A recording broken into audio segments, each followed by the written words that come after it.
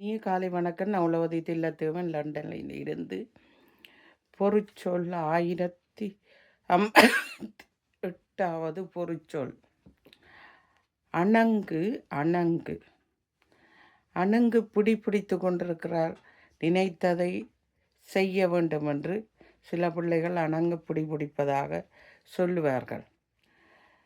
வருத்தம் தெளிப்பது. ஒரு துக்கத்தில் இருப்பவர்களுக்கு நாங்கள் அவர்களுக்கு வருத்தம் அனுதாபத்தை தெரிவிப்பது வழக்கம். நாங்கள் எதுவும் எப்போதும் நடக்கலாம் என்று ஒரு அச்சத்தில் இருப்பது வழக்கம். ஆசை கொண்டால், எல்லாத்திலேயும் ஆசையை வைத்தால் நாம் அதிலிருந்து மீளுவது கடினமாக இருக்கும். நமக்கு கிடைப்பதை வைத்து வாழ்வதே சிறந்ததாகும். மோகினி ஆட்டம் ஆடுவது என்று சொல்லுவார்கள். மோகினி பிசாசு போல ஆறால் தரையும் விரித்து விட்டுட்டு என்று சிலர் பிள்ளைகளை பேசுவார்கள்.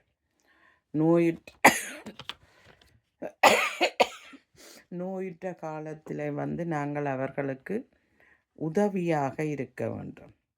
அழகு இளமையும் சில காலங்கள்தான் இருக்கும் என்று சொல்வார்கள். அழகான பெண் அது என்ன மாறியும் சொல்லுவார்கள். அழகு அவளை பேயாட்டம் ஆட வைக்குது என்று. என்ற ஒரு பதம் வருது. அழகு பெண் என்ற அகராதி பதங்களும் வருகின்றது.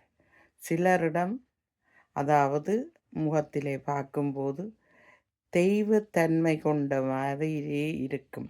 அவர்களை பார்க்கும்போது ஒரு அன்பான வசீகரமான முகத்தோற்றத்தில் இருப்பார்கள். அவர்களிடம் பழகுவதற்கோ பேசுவதற்கோ எமக்கு விருப்பமாக இருக்கும். மற்றவர்களை கவர்வ அன்பான முகம் தெய்வ வடிவம் போல இருக்கிறது என்று கூறுவார்கள். நன்றி, வணக்கம்.